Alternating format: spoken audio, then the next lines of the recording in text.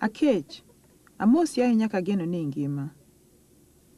An benda ngima maber. Something very special has happened. We have a visitor from America. After 27 years, he is suddenly here.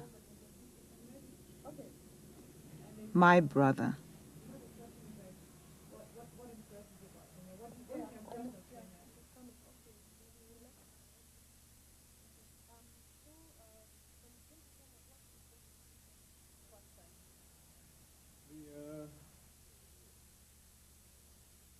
My father was Kenyan, right? And he was a Luo. And the story that was told when I was young was of this brilliant young African who'd come to America to learn the white man's magic and then bring it back to Kenya to develop the country. And he had arrived in Hawaii in 1961, or maybe a little bit earlier, in 1958. It was right before Kenyan independence, and I think he was part of that first generation of young Africans who went west with all kinds of promise. And that's where he met my mother, and they got married. And then he left when I was about 2. And over the years, we'd write occasionally, and I finally got a chance to meet him when I was like 10. He was a very impressive figure, a little frightening because he had this deep voice and this British accent, and was quite bossy and sure of himself and intimidating.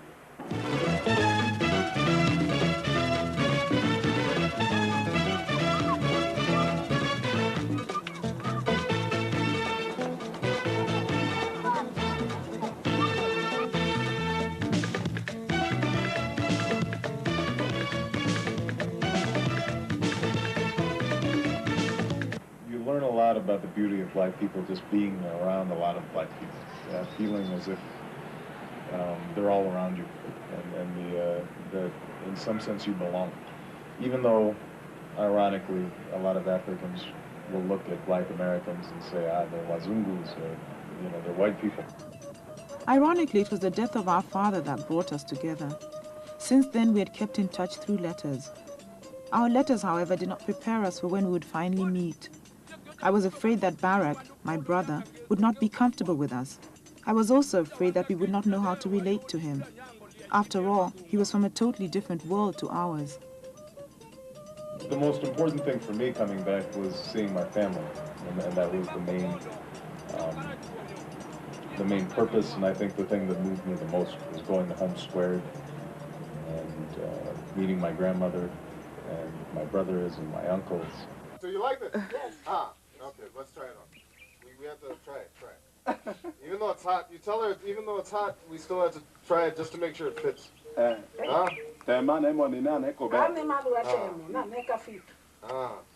good.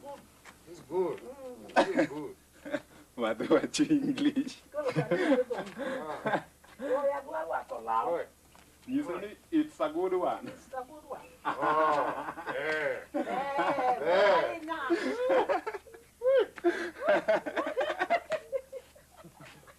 It's good. Huh? It's good. Tell her it fits. What's happening? Are you okay? I'm doing fine. I'm going to get a smoke. My brother does not speak Luo, our mother tongue. We're forced to talk in English. A white among blacks, the family jokes. Through discussion, Barak is able to learn about the traditions of his forefathers. Unfortunately, a lot of the explanations for the ways of the Luo are not known anymore. The answers to his questions are often vague and unsatisfactory. Why is it that Obongo had to build the hut down in that direction, down there? Why did we have to move out of the house? What did this mean? What did it mean? Move out of this compound. Right. Yeah. Yeah. What did it mean? Traditionally, somebody like Obongo, he can't build in the grandfather's compound. He's not allowed. He's not allowed. So if he wants to build, he has to build outside the compound. I can't live and make my own home out or outside the compound. Right. Before Ma does that one, because we inherited it from our four-grandfathers, and it's traditionally or stereotype like that. We just can't do it because they say that if I just do it, If he comes back, he doesn't step into my compound. Do people feel like they've lost something when, you know, you said it's just a tradition, nobody knows why. I mean, how does that make you feel? Or how does that make you feel, Yusuf, when you know, we still have these traditions, but they're thin now. We're not sure which ones are which, and nobody follows them anymore, and some people follow them and some people don't. And is that a good thing? Is that a bad thing? It's not good because, you know, there are some reasons why they were laying such traditions, Right. but some of the reasons are hidden. Right. You can just Only the old people may know the reason, but they will not like to tell you. Right. Yeah.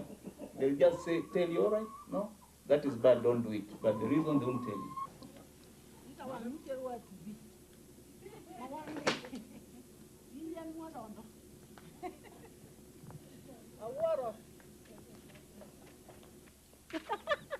I watch the goings-on with mixed feelings.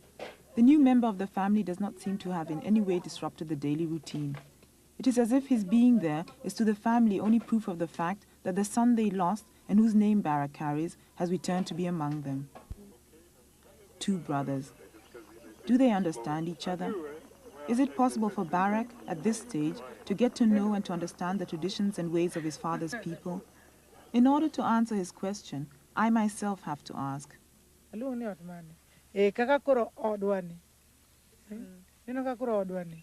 Koro Bob abongo, in ibiri kelo jaodi mokendi.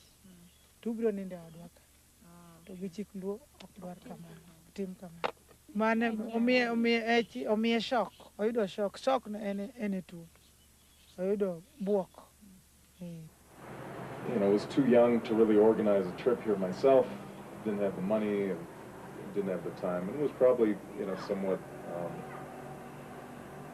frightened of what I might find here, because, you know, I think when you're young, you always want to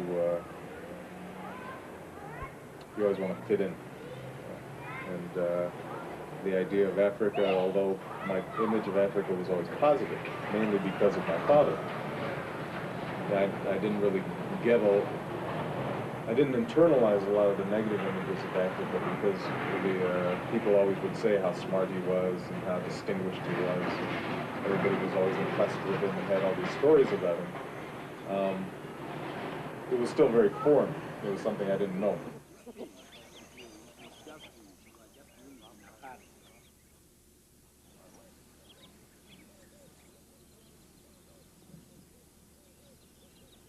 We take a walk to show my brother and his fiancée the neighborhood. My brother is surprised by what he sees. Where are all the villages that we always see in books on Africa, he asks. According to those books, we all live on one compound with a chief's hut in the middle. He is told that such villages do not exist in Luo country. They were built during colonialism to serve the system. Having all the families together was a means of watching and controlling the Africans more effectively.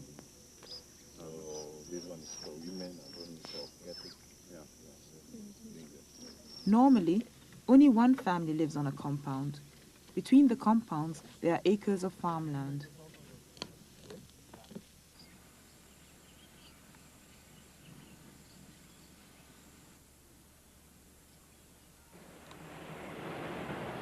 As I got to know the country better, as I've written newspapers and I talked to Kenyans, then those initial, very personal impressions start blending in with political impressions about the country. And everybody's out of school. We meet a student who has been sent home from the university. The students demonstrated because of the introduction of tuition fees. The police came and started shooting at them. All universities in the country have been closed till further notice. So what will happen if your parents have signed? They're saying they're going to pay, but then they don't have the money. What will happen? Well, if you don't pay, you don't live in the university. You don't go for tuition. So you can't attend class. Yeah, it's as good as missing your place. I see. Yeah. So basically, it looks like right now what's happening is this is a way that the government is going to reduce the number of university students. Kinda. Because the students who can't afford to pay at this point, they won't be able to go.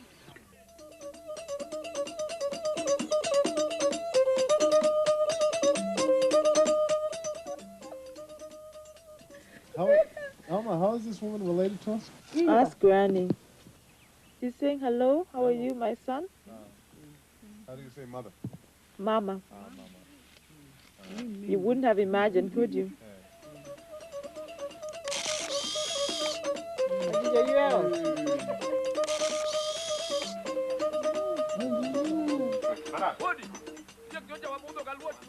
Our visit finally comes to an end, but the journey continues.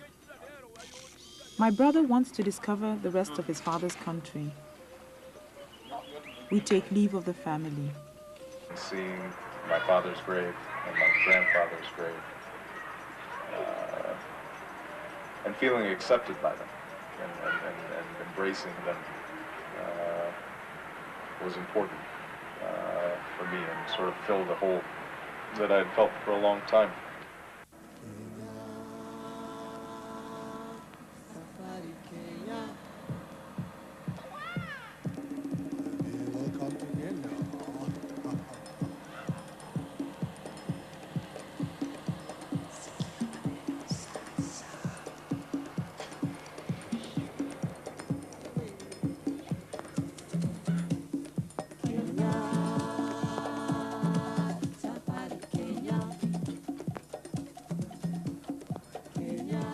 It is understandably difficult for a visitor not to be impressed by the beauty of this country.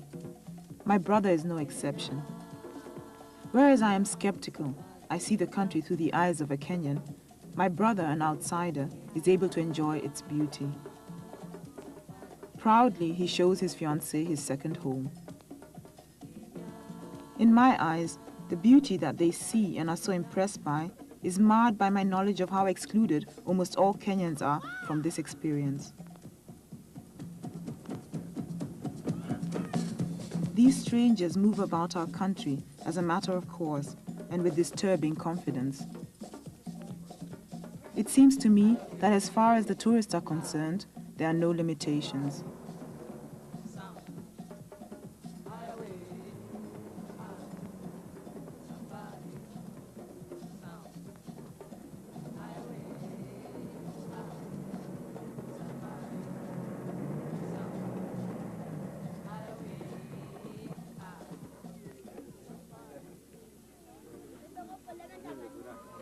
I observe my people being exhibited,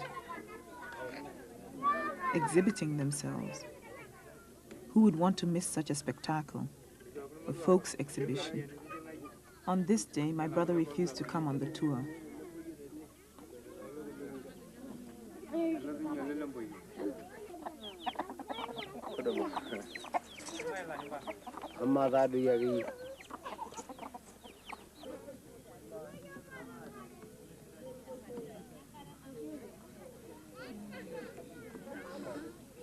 Yes, that's also.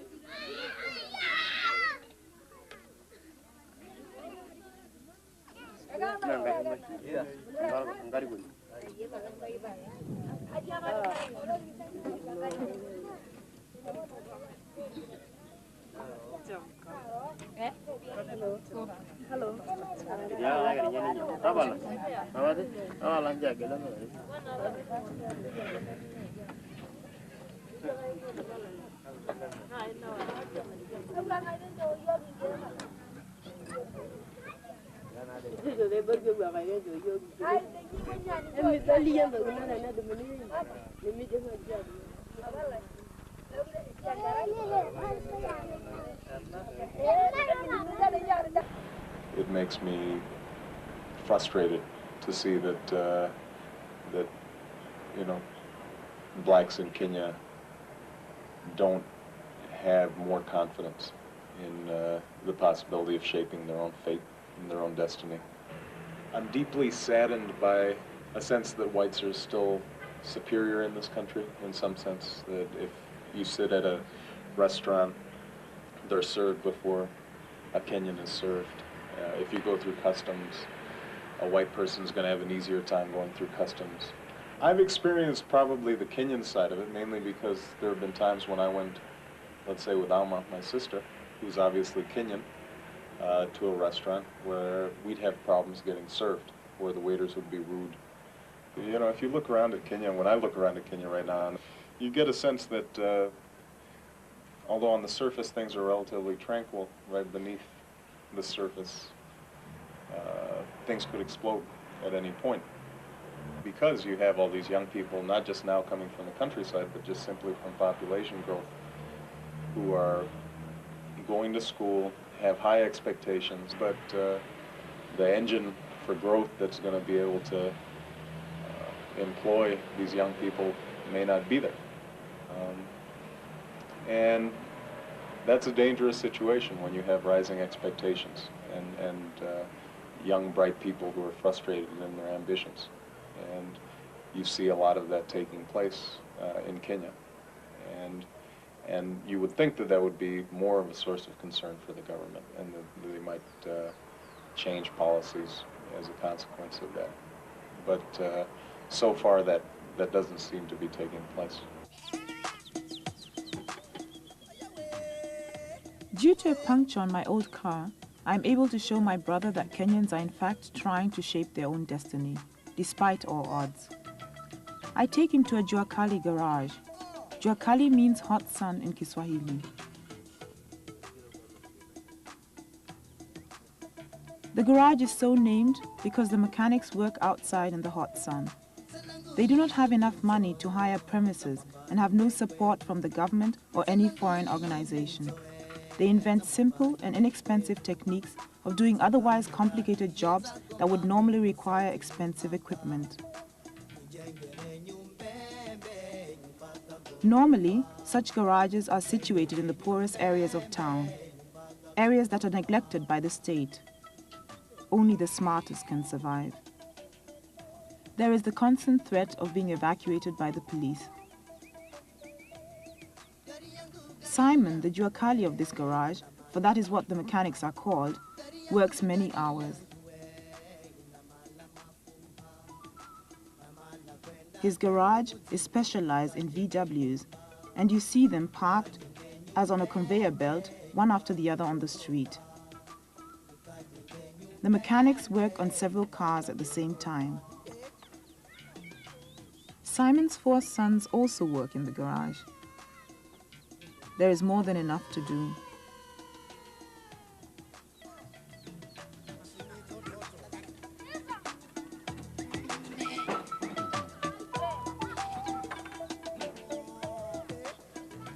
My brother and I watch fascinated. I am pleased to have brought him here. When I look at a place like Kenya, I think this is a land of great promise, and that the potential to strong black country is here. And I think if you could build a strong black country in Kenya, then that sends a message out throughout Africa. It sends a message to black Americans. It sends a message to blacks in the Caribbean. It sends a message that we can build. And so I have a lot at stake in this.